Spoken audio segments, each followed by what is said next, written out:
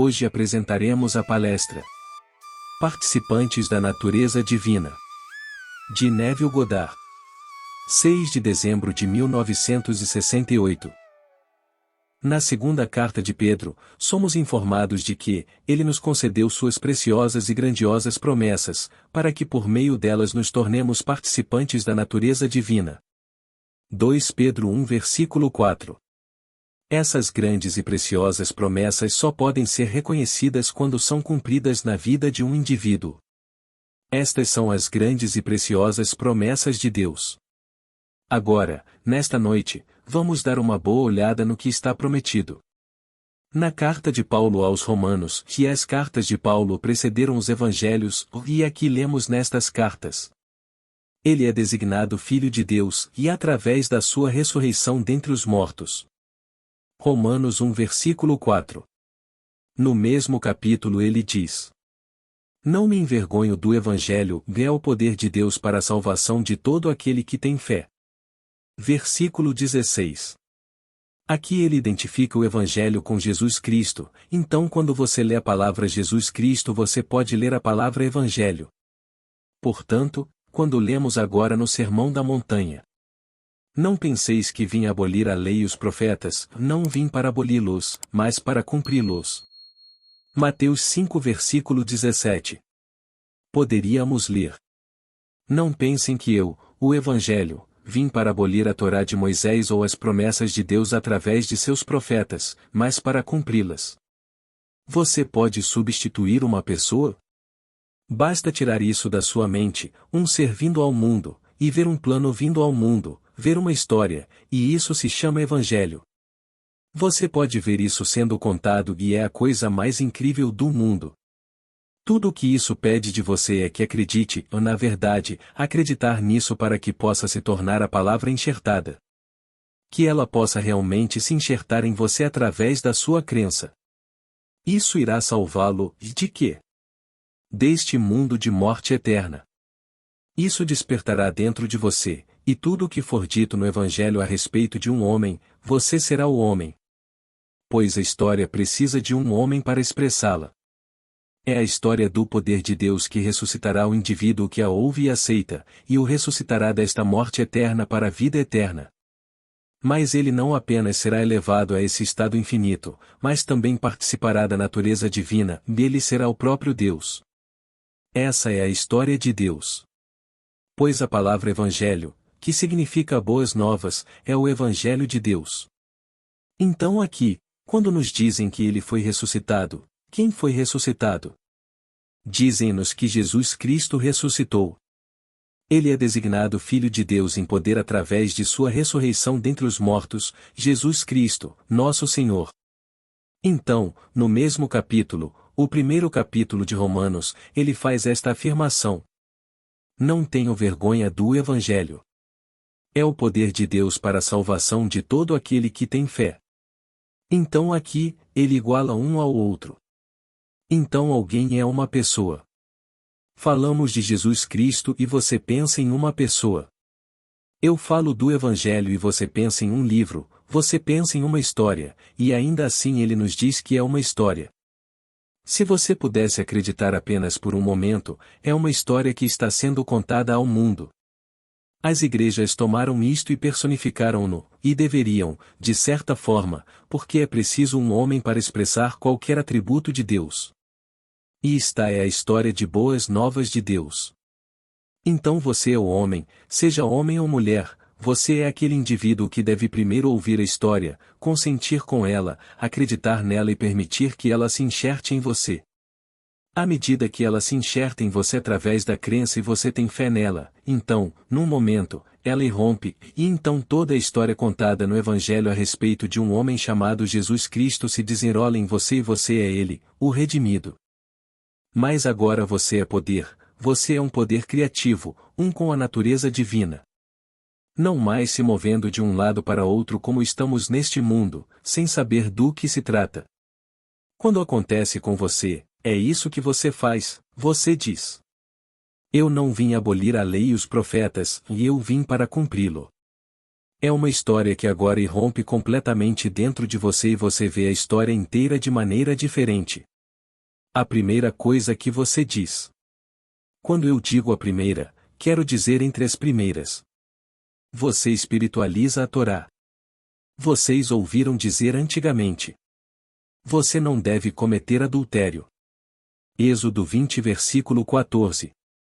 Mas eu vos digo que qualquer homem que olhar com desejo para uma mulher já cometeu o ato de adultério em seu coração com ela. Mateus 5 versículo 27. Mas não pare aí, você pega cada declaração do Antigo Testamento a respeito de uma ordem e a espiritualiza. Agora, aqui está um. Não cozerás o cabrito no leite da sua mãe. Isto no capítulo 23 de Êxodo. Versículo 19. Agora, essa afirmação tomada literalmente escravizou uma grande parte do nosso mundo durante 6.000 anos. Você entra em uma casa judaica extremamente ortodoxa ou entra em um restaurante kosher, ou uma delicatessen, e você não poderia ter ninguém lá servindo qualquer produto que veio da vaca, um laticínio, leite, manteiga, queijo, se ao mesmo tempo você pede carne. Se você disser para alguém, depois de pedir um pedaço de carne em um sanduíche, coloque um pouco de manteiga no pão para mim, bem, eles vão pensar que você está louco. Não neste restaurante, não nesta casa. Você não teria leite servido à mesa em qualquer casa kosher ortodoxa se tivesse carne servida. Isso não está em cima da mesa. Você poderia hoje ter um novo desenvolvimento chamado margarina feita não do produto da vaca, mas do mundo vegetal, então eles poderiam servir isso no lugar da manteiga. Mas você não teria nada do laticínio servido quando a carne fosse servida. Não cozerás um cabrito no leite de sua mãe. Isso é uma afirmação. Agora, quando esta história irrompe no homem, eles veem todos os mandamentos de forma diferente. Aqui está uma interpretação disso. O cabrito como o cordeiro sempre foi usado como animal de sacrifício. Tudo no meu mundo é meu filho. Eu trouxe tudo em meu mundo, bom, ruim e indiferente, mas tudo. Agora, há certas coisas no meu mundo das quais eu gostaria de me livrar, apenas deixar para trás. Eu deveria sacrificar isso, e esse é o propósito daquele garoto. Minha atenção o mantém vivo. Bom, o leite mantém a criança viva, então a atenção é o leite. Então presto atenção às partes desagradáveis do meu mundo e luto com elas, mergulho nele de manhã, à tarde e à noite, e estou fervido nele. Se continuo prestando atenção naquilo que não quero, mantenho isso vivo no meu mundo. Sou chamado a sacrificá-lo, mas não a fervê-lo no leite materno.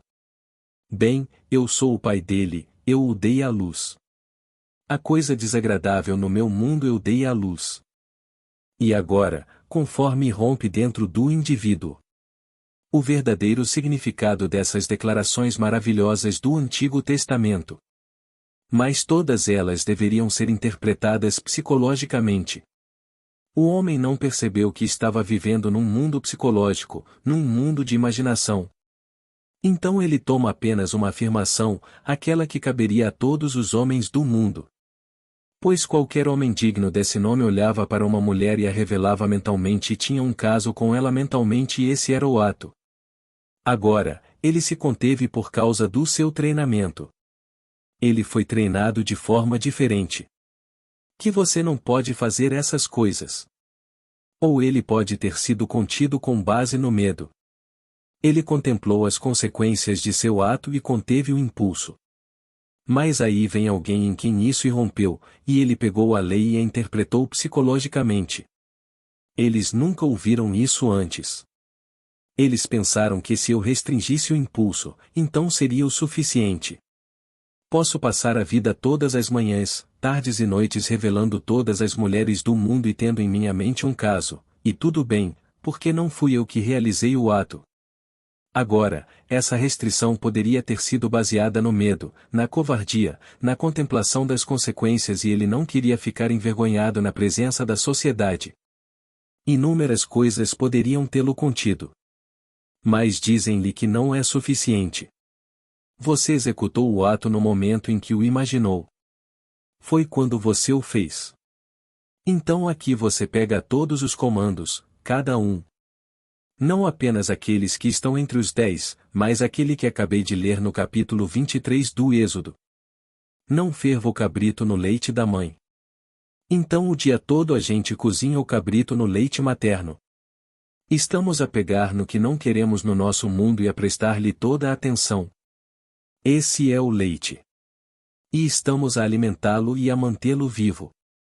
Eu deveria sacrificar aquela criança, que é o símbolo do sacrifício, e desviar minha atenção dela, e colocá-la em algo totalmente diferente.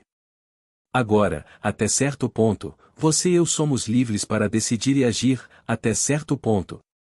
A ação é toda imaginária. Eu decido agora o que quero ser e dou um nome. Você decide que quer ser o maior em sua profissão ou ser isso, aquilo e você escolhe. Tendo tomado a decisão, você apenas age mentalmente.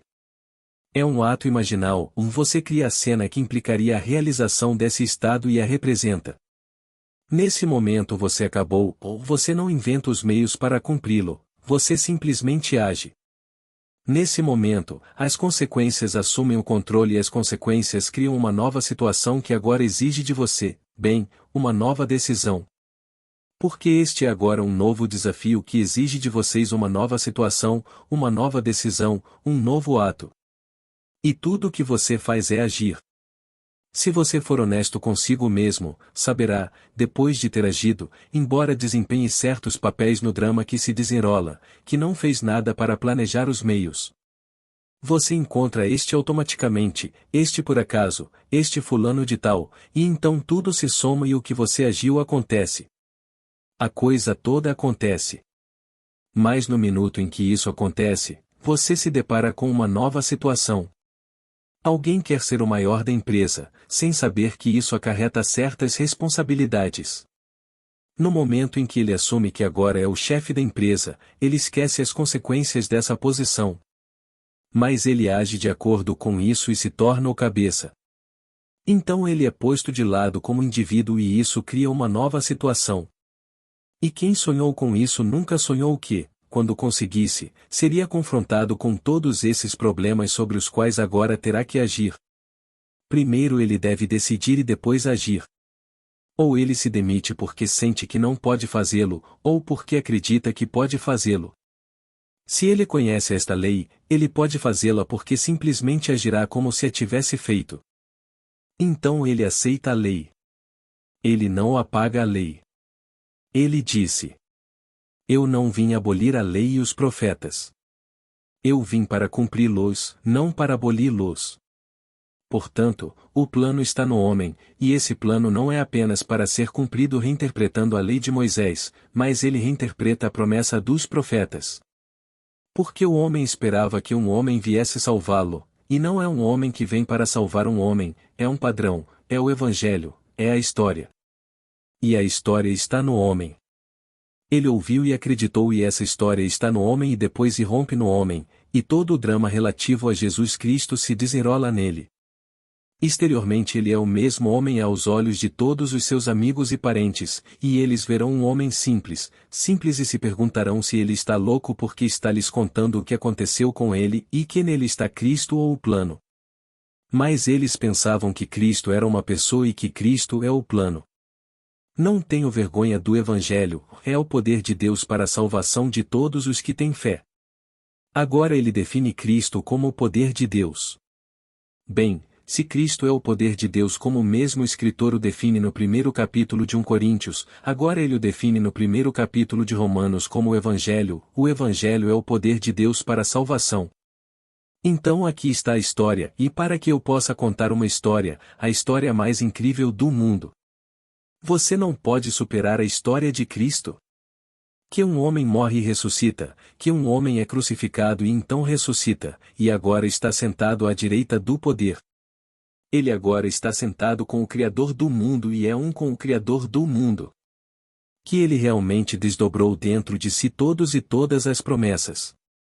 Ele nos concedeu suas preciosas e grandiosas promessas de que através delas podemos realmente nos tornar um com a natureza divina. A natureza divina é Deus. Eu me torno um com isso, ou gosto, não, um com isso. Ao realmente aceitar esta história, ele transforma ou remodela meu corpo humilde para ter a mesma forma de seu corpo glorioso. E você se eleva. Exteriormente você é o mesmo ser, e eles sabem quem você era. Eles pensam que você é o que você era, porque não vão ouvir o que aconteceu dentro de você. Então você vai para o seu pequeno túmulo, e eles vão sentir, tudo bem, então outro amigo se foi e eu sinto falta dele. Eles não conhecem aquele que se foi enquanto caminhava entre eles, despertou completamente do sonho da vida. Que ele acreditou na história e ela realmente germinou dentro dele, e rompeu dentro dele, e tudo o que foi dito na história de um ser se desenrolou nele e ele era esse Cristo. Mas eles não o reconheceram. Pois Cristo não é uma pessoa pequena que viveu há muito tempo e agora é lembrada apenas por aqueles que ouvem a história, e não, ele é contemporâneo. Você acreditou. Eu ouvi e de repente, quando menos esperava, percebi quem ele realmente é, e ele era um padrão. Ele era o homem padrão, ele era o sêmen de Deus, o germe de Deus, a semente de Deus. Quando ouvi a história que era a palavra e eu fui à terra onde ela caiu porque eu ouvi com aceitação. Mateus 13. Como eu acreditei, eu recebi e então tudo germina dentro de mim, e de repente rompe. Então aqui, você e eu somos livres, sim, até certo ponto. No mundo de César podemos provar a mesma lei. No mundo de César agora estou livre neste exato momento para tomar uma decisão. Mesmo que eu não decida, é uma decisão e não decidir esta noite. Mas você pode decidir, você diz, e eu quero ser. Aí você escolhe. Quando você nomeia isso, você deve agir. Você age de acordo com isso. Mas você não age fisicamente, você age mentalmente. Todo o drama está na sua imaginação. E assim, decidirei agora o que quero ser, e na minha imaginação agirei. Isso é tudo o que posso fazer. É o máximo que posso ir. Então as consequências assumirão o controle. A partir desse momento eles assumem o controle e criarão uma nova situação. Essa nova situação irá então confrontar-me com um novo desafio, e esse novo desafio exigirá de mim uma resposta que significa outra decisão e outro ato. Eu continuo e continuo dessa maneira. Se eu não conheço o princípio por trás de tudo isso, quando realizo meu sonho, penso que é isso. Hoje, muitas pessoas diriam: se eu tivesse apenas $5.000, me sentiria tão livre. Então eles recebem $5.000, e isso nunca satisfaz, eles querem 50.000. Então eles recebem 50.000 e isso não é bom o suficiente. Por quê? Porque você sempre sobe. Ou principalmente. Então posso falar sobre um amigo meu na cidade de Nova York agora. Na época do vaudeville, ele era um dançarino de adágio, forte, robusto ou baixinho, mas muito forte. Então veio a guerra e ele foi convocado. Quando ele saiu, ele havia ultrapassado o ponto em que poderia voltar para o. E o vaudeville havia desaparecido de qualquer maneira. Ele se tornou garçom e foi promovido a maitre em uma casa noturna em Greenwich Village. Ele começou a vir às minhas reuniões e ouviu o que estou lhe contando. Ele disse: agora vou aplicá-lo, e se eu pudesse ter apenas $5.000? Bem, em pouco tempo Vitor recebeu $5.000. Os homens entraram, ele era o maitre e deram gorjetas. Bem, o mercado estava subindo, mas não justifique dessa forma. Deram-lhe gorjetas não só em dólares e cêntimos porque ele lhes deu a melhor mesa e o melhor bife e isto, aquilo e aquilo, mas deram-lhe gorjetas no mercado. Em pouco tempo, Vic passou dos $5.000 que recebeu para $50.000, e finalmente, Vic ganhou 100.000. Ele não estava satisfeito, e mais se conseguisse apenas $5.000, isso seria tudo o que ele queria. E Vic em pouco tempo conseguiu $100.000. Pelo menos estava ali, ele poderia ter vendido e realizado 100.000. O mercado foi assim e Vic passou de $100.000 para $50.000. Então ele entrou em pânico. Eu disse: Você se esqueceu do mercado e você se esqueceu de como essa coisa surgiu na sua consciência? Então ele voltou e continuou novamente. Mas não posso estar lá para lembrá-lo a cada segundo.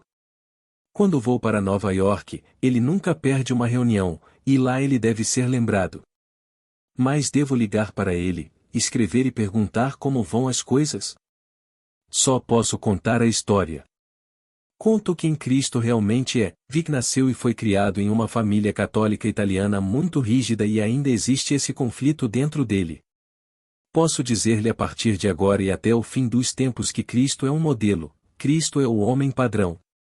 Você é um homem e você não quer revelar dentro de você um macaco e não é um macaco padrão, é um homem padrão. E Deus é homem. Ele está fazendo o homem à sua própria imagem, elevando o homem a um nível superior, e Cristo é realmente um modelo, o homem padrão. Está enterrado em você. E agora, se você realmente acredita, acredite que a história é verdadeira sobre você e a coisa mais incrível do mundo. O que há de incrível nisso? Bem, é isso. Era propósito de Deus entregar-se a você, Vic, como se não houvesse outro no mundo. Apenas no início, Deus e você, e eventualmente, quando o dom foi concluído, somente você e que você é Ele. Portanto, seja lá o que Ele fosse antes de decidir se entregar a você porque te ama, você deverá ser quando Ele completar o ato de se entregar a você. Agora ouça esta Vic. Ó Pai justo, o mundo não te conheceu, mas eu te conheci, e estes acreditam que tu me enviaste. Eu lhes dei a conhecer o teu nome e continuarei a fazê-lo conhecido, para que o amor com que me amas esteja neles e eu neles. João 17 versículo 25, 26. Essa é a história. Agora, qual foi o nome que ele revelou? Ele revelou o nome como Pai. Ele disse: Ó Pai justo. Ele se dirigiu a ele como Pai. Agora eu lhes dei a conhecer o teu nome e o farei conhecido, que o amor, e isto é tão verdadeiro quando João escreveu estas palavras, que o amor com que me ama, pois estive na presença de amor infinito e ele me abraçou e me incorporou ao seu corpo para que fossemos um. Então, porque estou em vocês se eles se tornarem um com você, então estou neles. Estes são os dois últimos versículos do capítulo 17 de João, o capítulo mais glorioso quando você lê esta oração maravilhosa. Então Vic, acredite que este é o Cristo. O Cristo é um modelo, é uma peça, e um dia você será escalado para o papel central, o papel de Cristo. Bem, ele quase quis se persignar, porque estava diante de algo que naquele momento era uma blasfêmia, e mesmo assim ele me ama. Mas estes são choques que atingem o homem. Você foi criado assim. Se eu dissesse esta noite a um judeu ortodoxo que quando você se recusa a tomar um pouco de leite quando quer leite porque está comendo um pedaço de carne, isso seria simplesmente um conceito externo à lei, e o Senhor não julga pelo exterior, mas apenas pelo interior. 1 Samuel 16 versículo 7. O que vai para o ventre não contamina, o que sai do coração contamina. Que eu sei e estou persuadido de que não há nada impuro em si mesmo, mas para quem uma coisa é impura, para ele ela é impura. Marcos 7 versículo 18, ou Romanos 14 versículo 14. Esta noite, se eu interpretasse essas coisas literalmente, haveria poucas coisas que eu realmente amo e que poderia comer. Eu não conseguiria pegar nenhum marisco se interpretasse essas coisas literalmente. Eu nunca mais poderia comer boi labaise. Eu nunca poderia comer uma sopa de mariscos. Mas nenhum marisco ou peixe sem escamas como a enguia. Bem, isso vai para uma boi labaise. Uma ostra, eu adoro uma ostra. Eu adoro caranguejo. Eu adoro lagosta. Essas coisas não são permitidas porque são interpretadas literalmente. Mas você pode pegar todos os mandamentos das Escrituras e se você os espiritualizar, como fizemos esta noite com relação à fervura do cabrito no leite materno, você verá um conceito totalmente diferente. Mas foi necessária a erupção desse padrão no homem para realmente entender o que o profeta disse, porque eles próprios não entenderam a profecia. Como nos disse novamente nas obras de Pedro, que aqueles que profetizaram sobre a vinda perguntaram sobre isso, mas foram informados que não era para o tempo deles, mas para nós, que chegamos ao tempo para entender, após a primeira erupção aconteceu. Então ele explodiu em um. Quem? Ele, o padrão e rompeu num segundo, num terceiro, num quarto, e agora está acontecendo em todo o vasto mundo. Que todos aqui, em um futuro não distante, tenham esse padrão irrompendo dentro de vocês. Pelas coisas preciosas de Deus, como lhe foi dito, ele nos concedeu seus preciosos e maravilhosos presentes para nós, suas promessas. Mas eu lhe digo, essas promessas preciosas e muito grandes não podem ser realmente conhecidas até que sejam realmente vividas, até que eles atuem na vida da pessoa individual. Quando isso acontece com ele, ele sabe que não existe outro Cristo, nunca existiu outro Cristo, que Cristo é o Evangelho. Não tenho vergonha do Evangelho, é o poder de Deus para a salvação. O Evangelho é o poder e você acabou de dizer que Cristo era o poder? E quando ouvi a palavra Cristo, sendo treinado e criado em um lar cristão, sempre pensei em uma pessoa. Então você diz que Cristo é o poder de Deus e agora você me diz, o mesmo escritor, que o Evangelho é o poder de Deus. Você quer dizer que Cristo é o Evangelho? E ele me dizia: sim, Cristo é o Evangelho. Esse é o Cristo, é a história, é o padrão, é o plano de salvação. E então a coisa toda está contida dentro de mim se eu ouvi e acreditei. Devo primeiro ouvi-lo e quando ouço, acredito, aceito completamente? Se eu aceitei, então ele está dentro de mim. No tempo normal de germinação ele rompe tudo o que é dito dele nos evangelhos acontece em mim, e eu sou escalado para o papel central. Eu sou a estrela, o ator central. A coisa toda está se desenrolando dentro de mim como meu próprio ser. Mas no nível de César, sabendo disso, você pode decidir esta noite e, tendo tomado sua decisão, você age. Tendo agido você perde o controle no exato momento de agir, porque as circunstâncias assumirão o controle. Eles assumirão o controle e, tendo assumido o controle, criarão uma nova situação. Essa nova situação irá agora confrontá-los com um novo desafio, e esse desafio exige de vocês outra decisão e outro ato. Então, você quer ser o maior empresário do mundo ou o maior empresário da sua comunidade, e então você imagina que é, e age como se fosse. Você vê amigos vendo você como eles viriam se você estivesse. E aí as coisas acontecem, do nada as pessoas chegam com dinheiro, elas não sabem o que fazer com ele. Eles não têm talento nem vontade de investir, então te procuram porque confiam em você. Você usa o dinheiro deles e se torna exatamente o que imaginou que é. Mas isso não é o fim, mais problemas, mais decisões. No minuto em que você se torna tão grande, não consegue mais descansar sobre os louros, isso significa mais e mais decisões e mais atos. Mas se você acha que pode descansar, desça, e pois isso é a vida. Portanto, no mundo de César podemos ser o que quisermos. Primeiro decidimos e depois agimos na imaginação, e então esse é o fim quando as circunstâncias assumem o controle. Meu irmão Vitor sonhava em ser o maior da ilha. Bom, ele é o maior, individualmente, mas que dores de cabeça ele teve desde o início do sonho. Nenhum de seus irmãos sabe. Como não estou lá constantemente, temos uma relação mais íntima quando vou para casa, e ele vai me dizer o que não diria para aqueles que vê todos os dias. Em primeiro lugar, ele confia neles e os ama como irmãos, mas não pode confiar neles nos negócios, porque sente que eles não sabem nada. No que lhe diz respeito, se ele realmente expressou sua opinião. Não vou demiti-los de seus empregos muito caros porque vocês são meus irmãos, mas eu poderia substituí-los amanhã por um cérebro muito maior. Mas eles não são meus irmãos.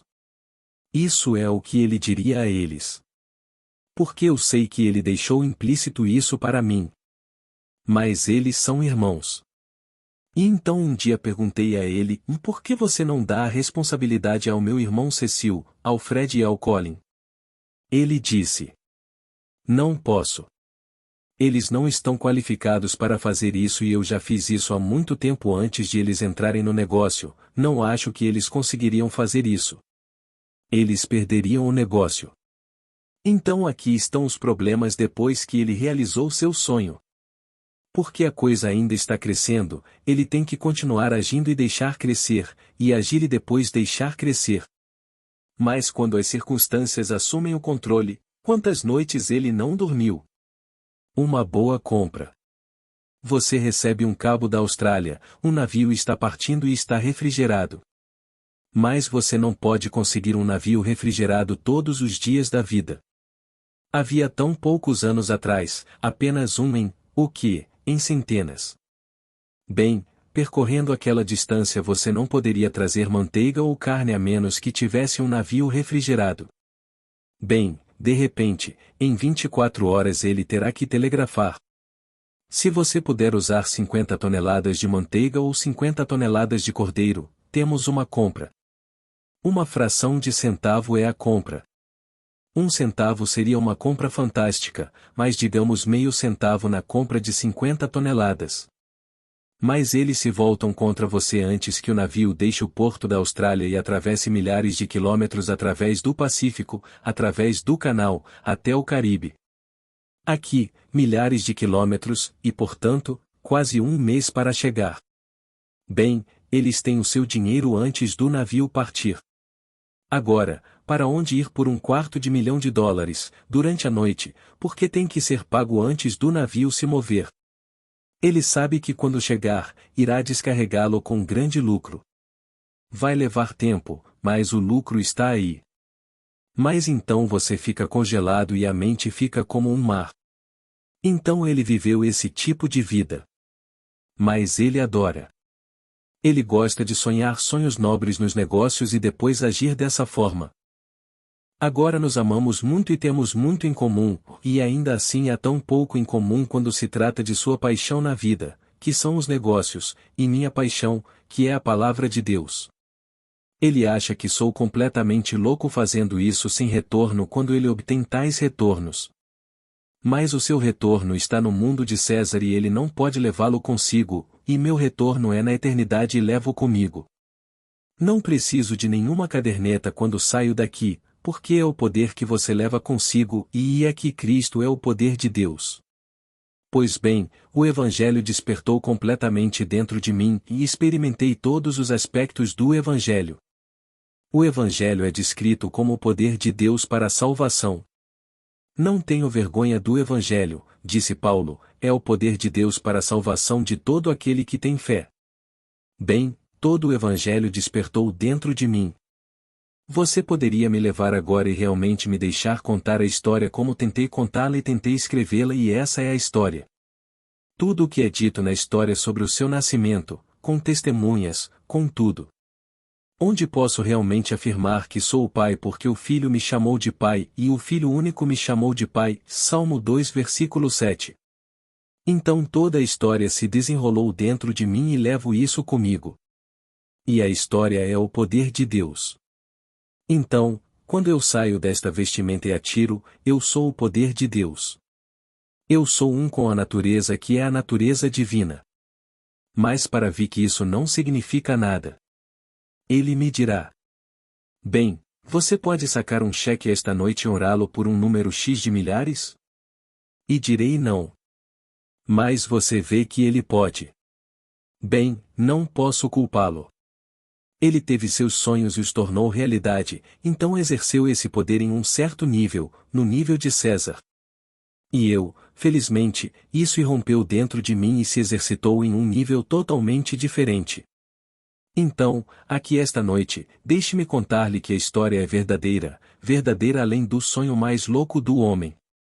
E quando isso irromper dentro de você, você espiritualizará todos os mandamentos e eles farão sentido. Você não terá que simplesmente concordar com qualquer conformidade externa, que você não terá que negar a si mesmo isso, aquilo e aquilo em uma mesa porque você interpretou a lei em um nível literal de uma certa maneira. Você comerá qualquer coisa antes de você, se isso satisfizer. Quando fui vegetariano estrito por 7 anos, fui para Toronto e minha amiga que era nossa anfitriã, eu estava na casa dela, e ela não tinha dinheiro para pagar a refeição que preparou naquela noite, um adorável salmão. Ela realmente não tinha muito, na verdade tinha pouco, mas eu era amigo do filho dela em Nova York e ele trabalhava para o New York Times. Esta noite fui convidado dela por 10 dias em sua casa em Toronto e ela comeu um adorável salmão. Bem, eu nunca comia salmão há 7 anos. Eu não tinha comido peixe, aves, carne, nem mesmo ovos. Eu sabia que não poderia ofendê-la e sabia que teria que violar minha promessa esta noite.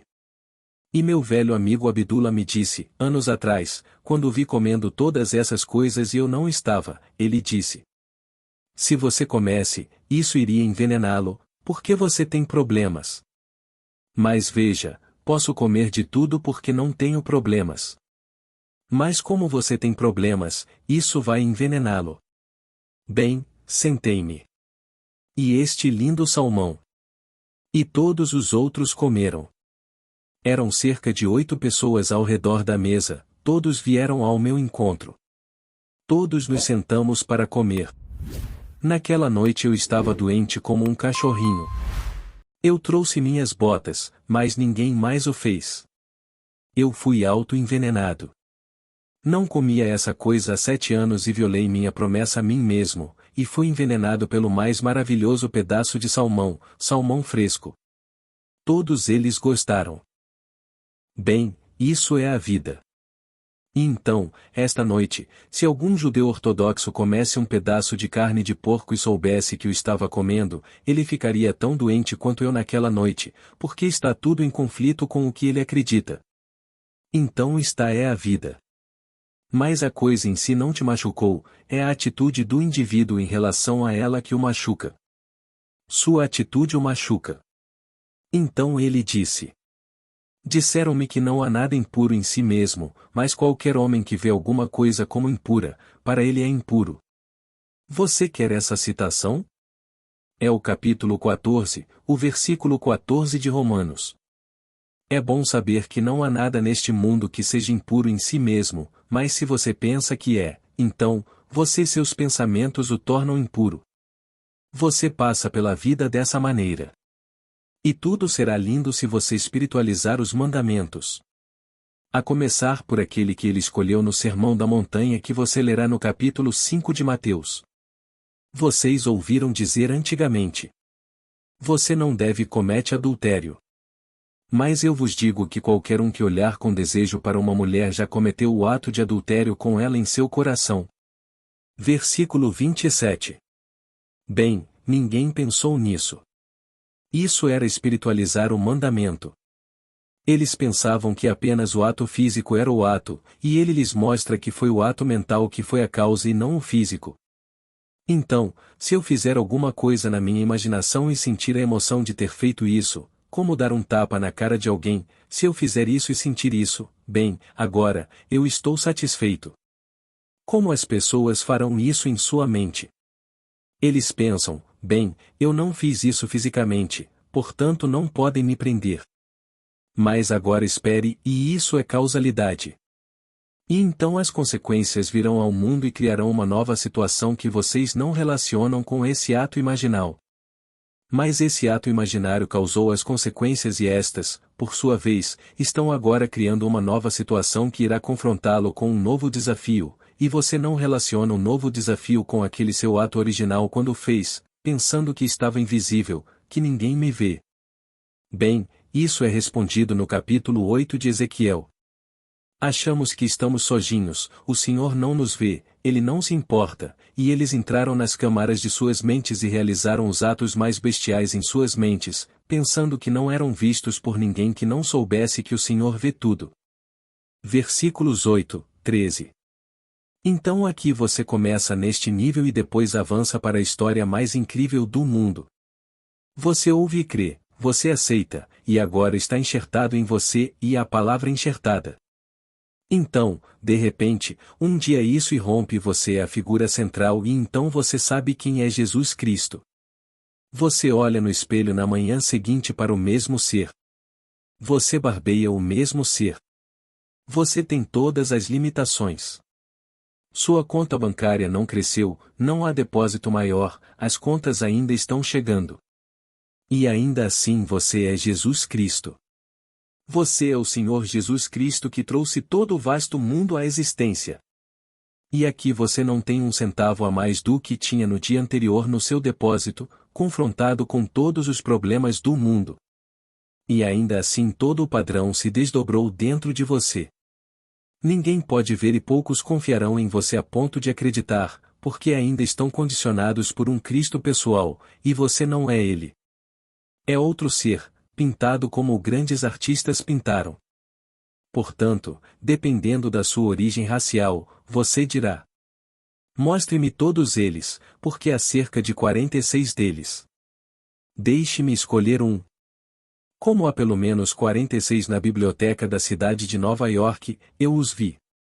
Então qual eu escolheria, o loiro ou o moreno ou o outro? Porque todas estas deveriam ser imagens autênticas de Jesus Cristo, mas certamente você não está entre elas. E então, por que você não está entre eles? Não me venha com isso. Vou escolher um desses e pendurá-lo na parede e ainda terei um Cristo externo e nada saberei do verdadeiro Cristo que está enterrado dentro do homem como um modelo. É a história chamada Evangelho que é chamada de Boas Novas de Deus, as Boas Novas da Redenção. Portanto, este ano, daqui a apenas 2 semanas, 1 bilhão de cristãos observarão o dia e nada saberão sobre o mistério. Isso vai do Papa para baixo, porque ele não poderia estar dizendo o que está dizendo esta noite e que foi publicado dando sua assinatura por trás disso e conhecendo a história. Você não poderia ser tão enganador. Então direi, perdoe-o 100% porque ele não sabe. Ele foi eleito para esse cargo assim como o Sr. Nixon foi eleito para o seu cargo. É um cargo político sob a máscara da religião. Portanto, é uma terra poderosa. O Sr. Nixon representará 202 milhões de nós. O Papa representa 500 milhões de católicos. É um império muito maior e, como todos os impérios, tem enormes responsabilidades no mundo de César. E então eu digo que ele não sabe. Se ele soubesse, ele não estaria lá. Ele possivelmente estaria na mesma fé, mas seria um grande teólogo enterrado, desconhecido. Agora vamos entrar no silêncio esta noite. Tome uma decisão primeiro e, quando entrarmos no silêncio, vamos agir de acordo. Não vou lhe dizer o que você deveria desejar. Você sabe o que mais deseja neste mundo. Pois bem, tendo decidido o que você realmente quer, então, no silêncio, haja de acordo com isso. Crie a cena que implicaria que você realmente tem ou é, qualquer um dos dois. Quando você sair e quebrar esse silêncio, saiba que isso vai acontecer, porque você encontrará circunstâncias se moldando sem a sua ajuda, o que então o confrontará com outro desafio. Agora vamos embora.